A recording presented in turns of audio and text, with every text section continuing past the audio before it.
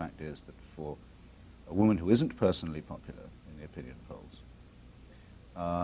and who's had to be Prime Minister of the country through two quite tempestuous parliaments, to get a third mandate at this level is an extraordinary achievement. It has to be granted.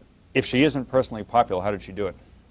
Because, and I'm sorry to keep on contrasting her to the leader of the free world, she would rather be respected than liked.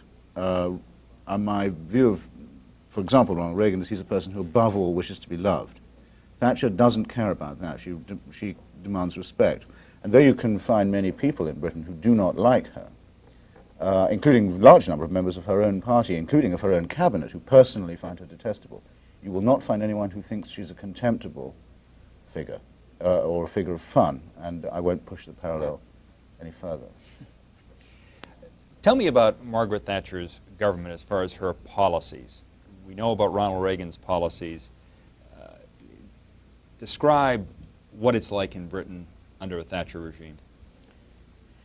Under a Thatcher regime, there's been a deliberate attempt to try to shift Britain's institutions in the direction of a more market-based society, in the expectation that this will give more opportunity to everybody. This has been accomplished by Mrs. Thatcher in the Conservative Party from what in certain respects is not too healthy a starting point. What I mean by that is that typically Conservative supporters will be people who are not all that open to change, who certainly may be people with a business background or concerns of that sort, but who wouldn't necessarily be too open to the kind of radicalism that Mrs. Thatcher's approach in certain respects espouses. What she's done, and this has been commented on from quite a wide perspective, is to have combined an appeal in the economic area of a great deal of radicalism, together with a reaffirmation of traditional values, together also with a certain kind of patriotic approach in matters of foreign policy, which the Falkland Islands, I think, was particularly convenient last time for her to do. There's a very distinctive package that's been put together, and it's something which has managed to push through changes which I guess a number of people would have thought in Britain would have been pretty difficult to push through, but which really does have these three and quite distinctive elements to it. Now, many of the things you just mentioned sound very much like Ronald Reagan's philosophies.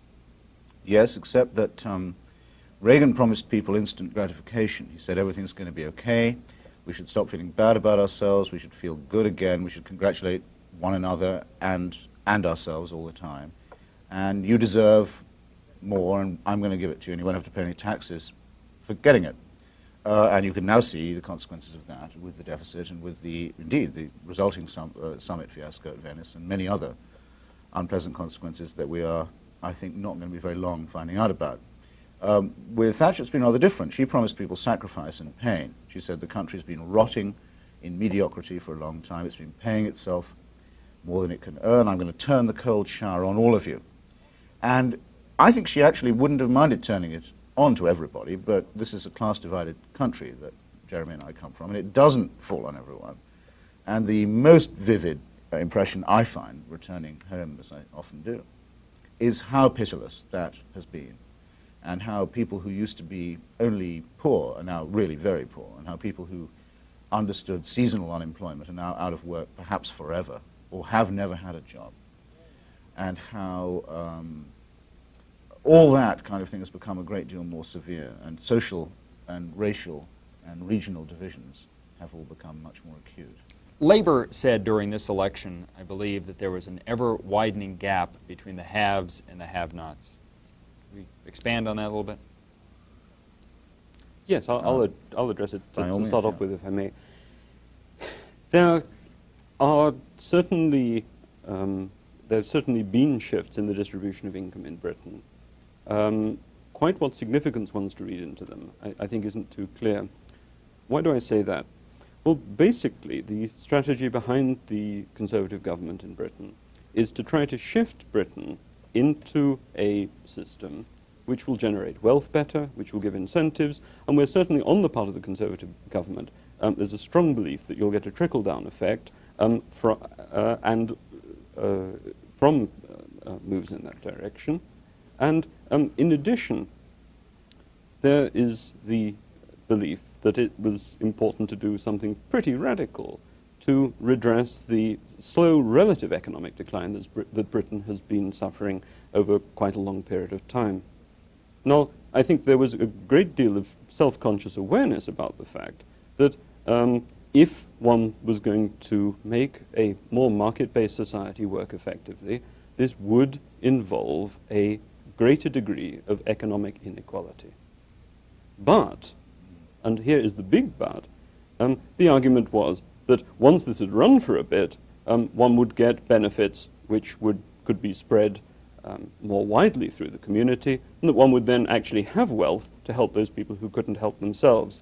So what I would want to do very much on this is, on the one side, to bite the bullet and say, yes, there is, in certain respects, a deliberate decision to go for a form of social organization which has a greater degree of inequality in it, but where this is seen as being an engine for the production of other things that are worthwhile. I want to relate these two things together such that, if Chris possibly says that the inequality that's involved in making such a move is unacceptable, I'd be interested to see whether there is some other engine which could be hoped to generate the more positive consequences.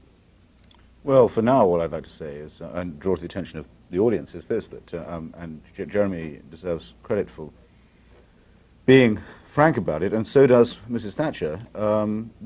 What makes Thatcher a Thatcherite is not that she accepts the fact that Britain is ruthlessly divided by class and income, and also wealth ownership, very highly stratified way, and always has been, but that she self-consciously praises the idea of inequality. That is new.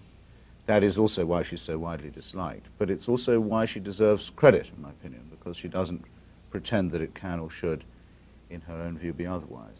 And that's what we talk about when we mean Thatcherism. So I think that's a baseline at which to stop till we get another question.